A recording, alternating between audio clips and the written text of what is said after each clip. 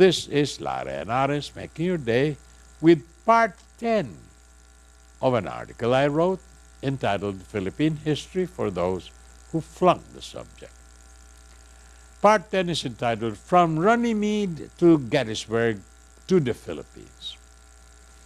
In any event, on April 7, 1900, the Filipino people became the clients of the self-proclaimed genius Elihu Root. The self-proclaimed genius. And never in the history of constitutional law, the British, American, or Filipino had so much wisdom, honor, and profound jurisprudence been incorporated within the four corners of one document. Secretary Root prepared a directive for the Taft Commission, which President McKinley signed.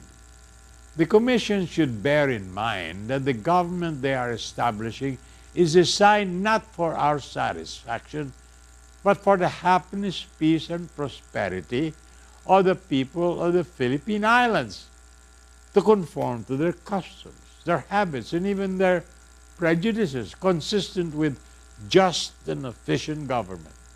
Thereby, Root tossed in the whole Bill of Rights for good measure as a right of all Filipinos, including the magnificent First Amendment, freedom of speech, assembly, and worship, the great Fourth Amendment against unreasonable search and seizures, the Fifth, the Sixth, even the 13th on involuntary servitude.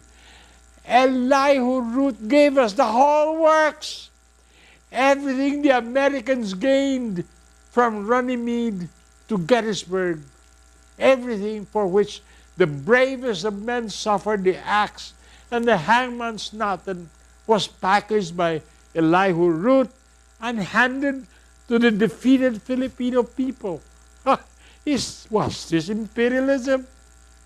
More about this after these messages.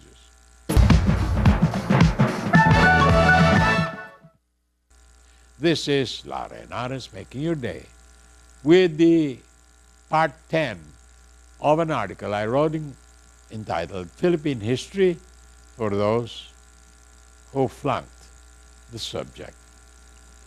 And the title of part 10 is From Runnymede to Gettysburg to the Philippines.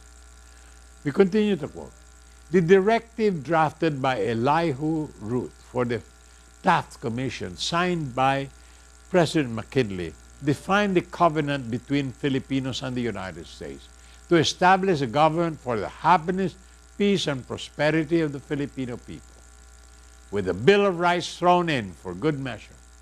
It took the English 450 years from Magna Carta in 1215 to habeas corpus in 1667.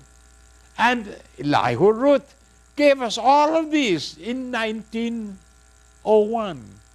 Is this imperialism? It is not true that the United States brought the concept of dignity of the individual to the Philippines. Rizal and his valiant band fought for human freedoms before Americans even dreamed of coming to the Philippines.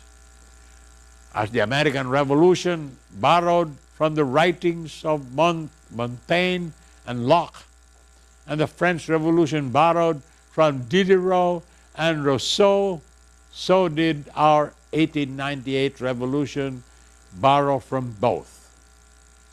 The Katipunan Manifestos incorporated liberté, égalité, fraternity. The Malolos Constitution and the Declaration of Independence follow the American form. The Root Directive to Taft was really a confirmation of the Malolos Constitution as an ultimate objective, instituting the Bill of Rights forward. This indicates significantly that the Americans and the Filipinos were agreed on objectives from the very first. The American government never violated this pledge or the Philippine Constitution, not until after the Republic became free and independent in 1946. That's the time they screwed us. This is Lara Henares, making your day, saying good day, God bless you. Thank you very much for being with us. Till next time, hasta la bye-bye.